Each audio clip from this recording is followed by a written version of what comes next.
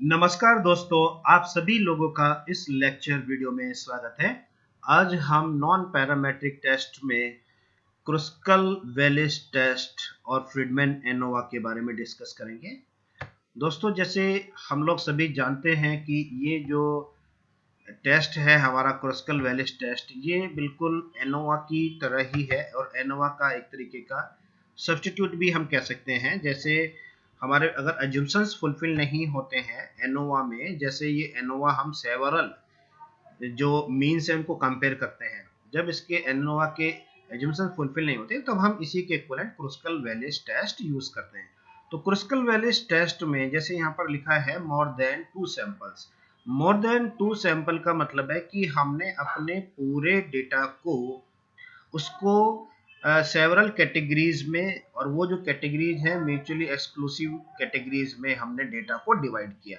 ठीक है, और फिर हम हर एक डेटा का मीन निकालेंगे। ठीक है, चूंकि ये नॉन पैरामेट्रिक टेस्ट है इसलिए यहाँ पर हम लोग मीन रैंक को कंपेयर करेंगे। ऑर्डिनल डेटा होगा और ये जो हमारा अगर डेटा कॉन्टिन्यूस स्केल का भी है तब ये इसको ऑर्डिनल डेटा में कन्वर्ट करके रैंक बनाने के बाद उसको अलग अलग कैटेगरी की मीन में कन्वर्ट कर देगा और उस मीन को हम कंपेयर करेंगे और वो देखेंगे हम कि ये मीन में सिग्निफिकेंट डिफरेंस है या नहीं है। अगर मान लीजिए हमारी पी वैल्यू 0.05 से ज्यादा आ जाती है तब हम कहेंगे नॉन सिग्निफिकेंट, कोई इसमें कोई डिफरेंस नहीं है। अब इसके लिए जो हम एक केस स्टडी ले रहे हैं, छोटी सी केस स्टडी है। जैसे ये हमने लिखा है, केस स्टडी का नाम है इसमें कॉफी। केस स्टडी को समझ लेते हैं पहले। Scientist had discovered that caffeine consumption link to higher heart rate. ठीक है, कॉफी जो है उससे हायर रेट हो जाता है हमारा हार्ट रेट का। और इसमें हमने 40 पार्टिसिपेंट्स लिए और इनको स्प्लिट किया है हमने 4 ग्रुप्स में, और उनको कॉफी कंजम्पशन के बारे में हम जानना चाहते हैं। तो पहला जो ग्रुप है कंट्रोल ग्रुप है, उसमें हमने कोई मैनिपुलेशन नहीं किया, इनको हमने कोई कॉफी नहीं दी पर डे के हिसाब से, और 1 मंथ का ये हमारा एक्सपेरिमेंट है। फिर हमने सेकेंड ग्रुप को 1 कप कॉफी के लिए बोला पर डे के लिए, और जो थर्ड ग्रुप है उनको हमने 2 कॉफी पर डे, और लास्ट का जो फाइनल है उनको हमने कहा कि आपको 4 कप कॉफी पर डे के हिसाब से पीनी है। तो ये जो प्रोसेस है हमने पूरा 1 मंथ के लिए मेजर किया, और उसके बाद हमने हार्ट रेट स्कोर अपने सभी 40 पार्टिसिपेंट्स का मेजर किया। हम बेसिकली ये जानना चाहते हैं कि जो हमारे 40 पार्टिसिपेंट्स हैं इनको हमने 4 ग्रुप में डिवाइड किया, 10 पार्टिसिपेंट्स, 10 पार्टिसिपेंट्स, 10 पार्टिसिपेंट्स और 10 पार्टिसिपेंट्स। जो पहले 10 पार्टिसिपेंट्स हैं उनको हमने कोई कॉफी नहीं दी और 1 महीने तक हमने उनको कंट्रोल ग्रुप में रखा, मतलब उसमें कोई मैनिपुलेशन नहीं किया। जो सेकंड ग्रुप है जिसको हमने कहा कि जो 10 लोगों का ग्रुप है उनको 1 कॉफी पर डे पीना है, और जो थर्ड ग्रुप है 10 पर्सन्स का उनको हमने कहा है कि 2 कॉफी, और जो लास्ट का जो 10 जो रेस्पोंडेंट है उनका जो ग्रुप है वो उनको कहा हमने कि आपको रोजाना 3 कप कॉफी पीनी है। ठीक है ना। तो ये जो है इसमें देखिए, सॉरी 1 कप, 2 कप और 4 कप, जो चौथा ग्रुप है उनको हमने 4 कप कॉफी के लिए कहा है। पहला ग्रुप में हम देख रहे हैं जो 10 हमारे रेस्पोंडेंट है उनको हमने कोई कॉफी नहीं पिलाई है,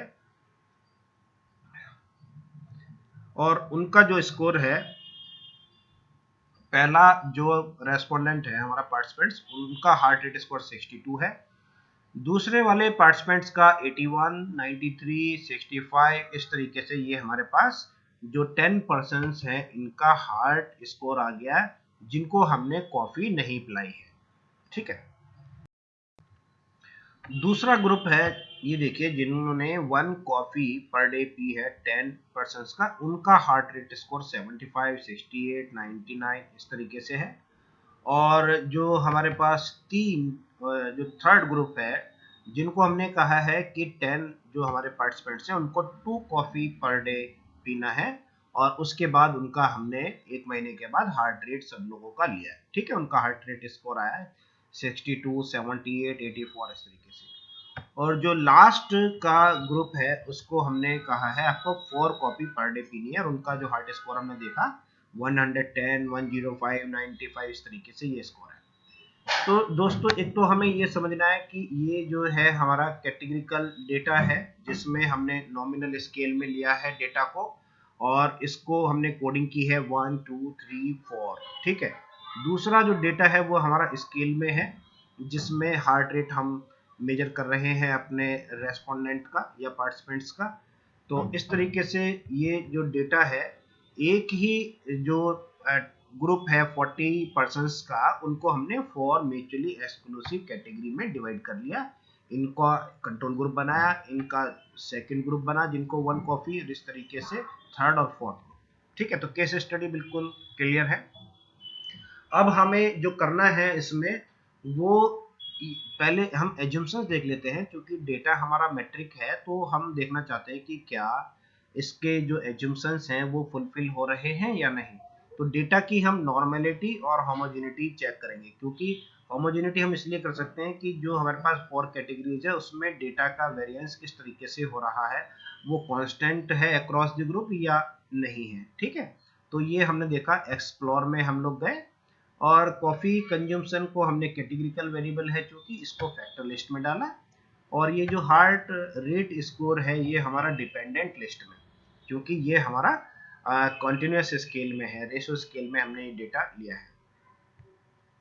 अब देखिए इसमें हमें केवल नॉर्मेलिटी प्लॉट और जो लिव इन टेस्ट है इसी को हमें लेना है। इसके बाद हमने इसको कंटिन्यू किया। कंटिन्यू करने के बाद हमारे पास ये जो रिजल्ट आएंगे, ओके करने के बाद, ये हमने ओके किया। ओके करने के बाद हमारे पास ये आउटपुट आ गया है व्यूअर विंडो में। ये देखिए यहाँ जो पहला केस प्रोसेसिंग समरी है, इसमें नो कॉफी, मतलब जिनको हमने पर डे कोई कॉफी नहीं दिया, वो 10 लोग हैं। 1 कप कॉफी 10% है, 2 कप कॉफी 10% है, 4 कप कॉफी 10% है। अब आ जाते हैं हम अपना डेस्क्रिप्टिव स्टैटिस्टिक्स को देखते हैं। तो ये मीन वैल्यू है 81, हार्ट रेट स्कोर है 1 कॉफी वालों का 86 और 2 कॉफी वालों का 81.30, और एक लास्ट का जो है वो है हमारा 101 पॉइंट। ठीक है। अब दोस्तों हमें जो मेन चीज देखनी है वो है नॉर्मेलिटी और होमोजेनिटी, कि क्या हमारा डेटा नॉर्मल है या क्या हमारा डेटा होमोजेनियस है। अगर दोनों ही एज्यूम्पशंस फुलफिल करेंगे तभी हम पैरामेट्रिक टेस्ट लगा पाएंगे, अदरवाइज हम क्रॉसिकल वैलिस टेस्ट जो एनोवा के इक्विवेलेंट है उसी को हम यूज करेंगे। तो दोस्तों देखिए ये जो हमारी पी वैल्यू आ रही है ये 0.05, ये डेटा हमारा नॉर्मल है। और जो 1 कप कॉफी पिए 10 रेस्पोंडेंट ने या पार्टिसिपेंट ने, उनका भी डेटा नॉर्मल आ रहा है, ये भी नॉर्मल आ रहा है, ये भी नॉर्मल आ रहा है। तो कहेंगे डेटा में तो हमारी नॉर्मेलिटी है, क्योंकि जो पी वैल्यू है वो 0.05 से बड़ी है, जो कि डिजायरेबल है पैरामेट्रिक टेस्ट के एज्यूम्पशंस को फुलफिल करने के लिए। दूसरा जो बड़ा एजम्पशन है वो है होमोजेनिटी का। होमोजेनिटी की जो वैल्यू है हमारी लिविंग टेस्ट में, वो पी वैल्यू भी 0.05 से बड़ी होनी चाहिए। चूंकि ये वैल्यू हमारी 0.05 से कम है, इसका मतलब है कि डेटा हमारा होमोजीनियस नहीं है। ठीक है। तो एक पता, इसका मतलब है कि जो एजम्पशंस पैरामीट्रिक के होते हैं वो दोनों के दोनों फुलफिल नहीं कर रहे, जो मेन एजम्पशंस है। तो अब हम नॉन पैरामेट्रिक टेस्ट लगा सकते हैं, क्योंकि डेटा नॉर्मल और अगर होमोजीनियस होता तभी हम लोग जो पैरामेट्रिक टेस्ट एनोवा लगा सकते थे। लेकिन चूंकि यहाँ पे डेटा हमारा नॉर्मल तो है लेकिन होमोजीनियस नहीं है, इसलिए दोनों एजम्पशंस फुलफिल नहीं हो रहे हैं। तब हम इसी के इक्विवेलेंट जो टेस्ट है हमारे पास, क्रॉसिकल वैलिस टेस्ट हम यूज करेंगे। ठीक है। ये देखिए यहाँ भी मैं बता देना चाहूंगा कि एनोवा के इक्विवेलेंट हमारे पास क्रॉसिकल वैलिस टेस्ट है। अगर किसी केस में हमारे पास एनोवा के एजम्पशंस फुलफिल नहीं हो रहे हैं तब हम क्रॉसिकल वैलिस टेस्ट को यूज करेंगे। ठीक है। अब हमें ये जो टेस्ट है इसको अप्लाई करना है। पहले हम जाएंगे एनालाइज के ऊपर। एनालाइज के बाद जो है non parametric test legacy dialogue, और यहाँ पे के इंडिपेंडेंट सैंपल हैं। के इंडिपेंडेंट सैंपल जो हैं इसमें कॉफी को हमने यहाँ पर लिया, और ये डिफाइन ग्रुप, ये हमने 4 कैटेगरीज मिनिमम 1 और 4 वैल्यू दी है। और इसके बाद जो हार्ट रेट है इसको हमने टेस्ट वेरिएबल लिया है। और ये बाय डिफॉल्ट जो है ये हमारा क्रॉसिकल वैलिस टेस्ट ही आ रहा है।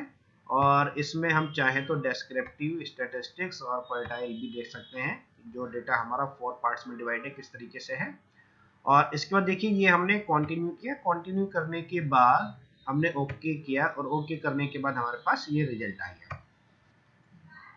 तो दोस्तों सबसे पहले तो हम ये डेस्क्रिप्टिव स्टैटिस्टिक्स को समझते हैं कि ये डेस्क्रिप्टिव स्टैटिस्टिक्स हमें क्या बता रही है। ये देखिए जो हमारे 40 जो पार्टिसिपेंट्स हैं हमारे, उन्होंने जो उनका जो मीन स्कोर आया है वो है 87.45, ठीक है। और स्टैंडर्ड डेविएशन हमारे पास जो आया है वो है 15.14। इसी तरीके से मिनिमम किसी ने वैल्यू की है और जो हमारा मैक्सिमम जो है उसका 110 है, ठीक है। जो हार्ट रेट स्कोर था 40 लोगों में से, मिनिमम जो हार्ट रेट स्कोर है किसी का 61 है और मैक्सिमम इतना है। और बाकी ये मीडियन है 90.50, मतलब 50% लोगों का जो हार्ट रेट स्कोर है वो 90.5 से कम है और 50% लोगों का जो हार्ट रेट स्कोर है वो 90.5 से ज़्यादा है। 25% ही हमारे ऐसे हैं जिनका 99.5% से ज़्यादा है और 75% लोग ही ऐसे हैं जिनके 75% से स्कोर हमारा कम है। तो दोस्तों ये तो हो गया डेस्क्रिप्टिव स्टैटिस्टिक्स के बारे में। अब हम आते हैं जो रैंक, जो नो कॉफी, जिनको हमने कोई कॉफी नहीं दी थी, उनका जो मीन रैंक आया था वो 16.35। बेसिकली हम करते क्या है, ये हमारा जो पूरा डेटा है ये पूरा 40 का 40, इसको हम रैंक में कन्वर्ट कर लेते हैं और रैंक बनाने के बाद हम अलग अलग ग्रुप का हम फिर रैंक देखते हैं, ठीक है। इसको हम असेंडिंग ऑर्डर में बना के जो सबसे पहले कम जिसका हार्ट रेट स्कोर है उसको हम नंबर 1 दे देते हैं। ये देखिए इस तरीके से करके ये जो डेटा है हमारा शॉर्ट केसेस में करके इसको हमने असेंडिंग ऑर्डर में बनाया, ये हार्ट रेट स्कोर को। और असेंडिंग ऑर्डर में बनाने के बाद देखिए डेटा हमारे पास जो आया वो इस तरीके से आ गया, ठीक है। तो सबसे कम जो था हमारा जो स्कोर है किसी भी रेस्पोंडेंट का हार्ट रेट का वो 61 था, है ना। और मैक्सिमम जो देख रहे हैं वो है हमारा स्कोर हार्ट रेट का 110। और ये हमें देखिए यहाँ आउटपुट से भी पता चल रहा है मिनिमम जो है 61 और 110, ठीक है। अब इस डेटा को हम करते क्या है, ये ऑटोमेटिक जो कंप्यूटर में ये डेटा हमारा रैंक में आ जाता है। इसको जैसे हमने वो नंबर 1 रैंक दिया, फिर ये 62 दोनों, इसको 2 और 3 रैंक दे के 1.5 किया। फिर हमें देखना है कि ये स्कोर जो 1.5 है 3 वाले में देना है और ये 1 और 2 रैंक हमको 1 में देना है। तो इस तरीके से ये जो रैंक है उसको हम ऐड कर लेते हैं, रैंक का सम कर लेते हैं, ठीक है। तो जो 10 हमारे रेस्पोंडेंट्स हैं, पार्टिसिपेंट्स हैं, उनका पहले वाले ग्रुप का आया है 16.35 मीन, दूसरे ग्रुप का है मीन स्कोर वो है 19.65, तीसरे का है 14.65 और लास्ट का जो ग्रुप है उनका जो मीन रैंक आया है वो है 31.35। अब हमें अपना रिजल्ट देखना है कि रिजल्ट क्या कह रहा है। तो दोस्तों ये जो हमारी वैल्यू आई है यहाँ पर काई स्क्वायर की वैल्यू, ये तो है 12.453, ठीक है। अब ये वैल्यू हमारे सिग्निफिकेंट है या नहीं है ये हमें पी वैल्यू बताती है। तो इसमें जो पी वैल्यू है हमारी वो 0.05 से कम है। इसका मतलब है कि सिग्निफिकेंट डिफरेंस है ज़्यादा कॉफ़ी पीने से, या हम ये कहेंगे अभी ज़्यादा या कम नहीं कह सकते, हम ये कह सकते हैं अभी कि कॉफ़ी पीने से हार्ट रेट का जो स्कोर है वो बढ़ता है। अब 1 कॉफ़ी पीने से हार्ट रेट ज़्यादा बढ़ता है, 2 कॉफ़ी पर डे पीने से ज़्यादा बढ़ता है या 4 कॉफ़ी पर डे पीने से ज़्यादा बढ़ता है, ये अभी हमें नहीं पता। अब जो नॉन पैरामेट्रिक टेस्ट में जो टेस्ट्स हैं इनकी जो सबसे बड़ी लिमिटेशंस है, इसमें पोस्ट होक एनालिसिस हमें नहीं देता। जैसे एनालिसिस ऑफ वेरिएंस में हम 3 पेयर बना लेते हैं।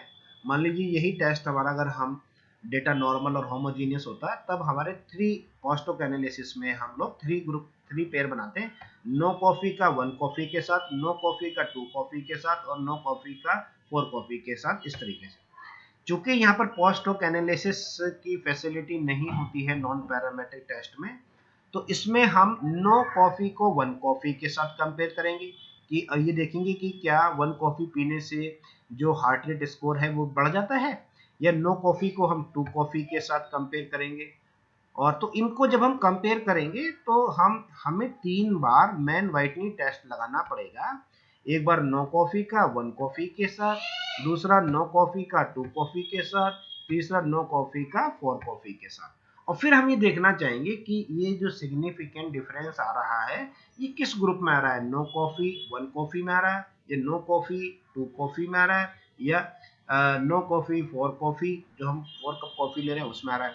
ठीक है, तो दोस्तों इसके लिए हमें देखिए फिर से जो सिग्निफिकेंट डिफरेंस तो पता चल गया, लेकिन ये नहीं पता भी किस ग्रुप में है, किस पेयर में। तो ये हम इसको 3 बार दोबारा से 2 इंडिपेंडेंट सैंपल मतलब मैन व्हाइटनी टेस्ट यूज करेंगे। ये आ गया हमारा कॉफी कंजम्पशन, और ग्रुप 1 में हमने दिया था 1 और ग्रुप 2 में 2, है ना। अभी हम नो कॉफी और 1 कप कॉफी पर डे के हिसाब से अपना डेटा ले रहे हैं, और इसमें देखेंगे कि क्या सिग्निफिकेंट डिफरेंस आ रहा है या नहीं। और ये जो डेटा है देखिए 10 जो पार्टिसिपेंट्स है हमारे जिन्होंने कॉफी पी है, जिन्होंने 10 जिन्होंने नहीं पी है, ये रिजल्ट आ गया। अब ये जो मीन रैंक आ रही है इनकी 94.0, और ये जिन्होंने 1 कप कॉफी पी है उनका हार्ट रेट स्कोर का जो मीन रैंक आ रहा है वो थोड़ा बढ़ा हुआ है। लेकिन हम ये क्या सिग्निफिकेंट है, मीन रैंक जो हम देख रहे हैं यहाँ पे 9.40, 94 को जब हमने 10 से डिवाइड किया तो हमारा 9.40 मीन रैंक आ गया, और 116 को जब 10 से डिवाइड किया हमने तो 1 कप कॉफी का जो ग्रुप है उनका मीन रैंक 11.60 आ गया। ठीक है, अब ये जो मीन रैंक है ये क्या सिग्निफिकेंट है या नहीं है, ये हमें हमेशा बताती है पी वैल्यू। देखिए जेड वैल्यू तो हमारी ये आ गई -0.834, और ये पी वैल्यू है 0.404, इट इज ग्रेटर देन 0.05। इसका मतलब है कि कोई सिग्निफिकेंट डिफरेंस नहीं है। अगर हम 1 कप कॉफी पर डे पीते हैं तो उसमें कोई हार्ट रेट ज्यादा हमारा इंक्रीज नहीं होगा। ठीक है, एक तो ये पता चल गया। तो 1 कॉफी, नो कॉफी और 1 कप कॉफी में कोई सिग्निफिकेंट डिफरेंस नहीं है। अब हम देखते हैं दूसरा पेयर बनाकर। ये है 2 इंडिपेंडेंट सैंपल, क्योंकि हमने बताया कि इसमें जो हमारा ग्रुप होगा 1 कप कॉफी और जो 2 cup coffee per day P रहे हैं उनका। ठीक है, तो 1 और 3 ग्रुप को हम कंपेयर कर रहे हैं, और इस तरीके से यहाँ पर रिजल्ट आ गया हमारे पास। ये देखिए इनका जो मीन रैंक आ रहा है वो 10.25, और जो नो कॉफी और जो 2 कप कॉफी पी रहे हैं उनका 10.75। देखिए ये स्टडी पूरी हाइपोथेटिकल है, इसमें ऐसा नहीं कि हम ये कहें पहले वाले में मीन रैंक ज्यादा आ रहा था इसमें कम क्यों आ रहा है। ये केवल ऐसे ही हमने हाइपोथेटिकल डेटा लिया है, उसी के बेस पर इसको हम एनालिसिस कर रहे हैं।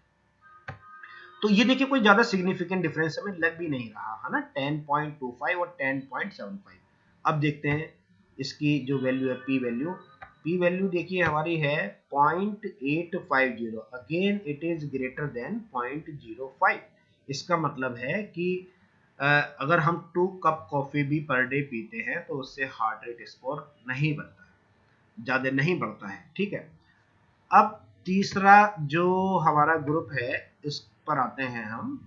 ये देखिए नॉन पैरामेट्रिक टेस्ट में ये हमारे पास आ गया है 2 इंडिपेंडेंट सैंपल, और यहाँ पर हम चेंज करेंगे 1 को कंपेयर करेंगे 4 के साथ। ये हमने 4 को एंट्री कर दिया ग्रुप 2 में और कंटिन्यू किया। कंटिन्यू करने के बाद हमारे पास मैन व्हाइटनी टेस्ट का रिजल्ट आ जाएगा। ये देखिए अब यहाँ पर देखिए मीन रैंक काफी डिफरेंट आ रहा है, 7.70 और ये 13.30, और जबकि 4 कॉफी वाले का जो रैंक हार्ट रेट स्कोर है वो ज्यादा है। यहाँ देखिए सम ऑफ रैंक 77 और यह 133.0, और पी वैल्यू जो आ रही है ये आ रही है 0.035। ये पी वैल्यू 0.05 से कम है। इसका मतलब है कि जो ये प्रोबेबिलिटी वैल्यू हमारे पास आई है 0.034, ये सिग्निफिकेंट रिजल्ट के बारे में बता रहा है कि अगर हम कॉफी ज्यादा पीते हैं एक दिन में 4 बार या 5 बार तो हार्ट रेट हमारा बढ़ सकता है। ठीक है, तो दोस्तों इसी तरीके से हम जो अपना जो रिजल्ट है अगर सिग्निफिकेंट रिजल्ट आते हैं तब हम उसमें मैन व्हाइटनी टेस्ट को लेकर कंपेयर करते हैं, और अगर सिग्निफिकेंट रिजल्ट नहीं आते तब फिर हमें मैन व्हाइटनी टेस्ट से आगे फर्दर एनालिसिस करने की कोई आवश्यकता नहीं है। थैंक यू दोस्तों।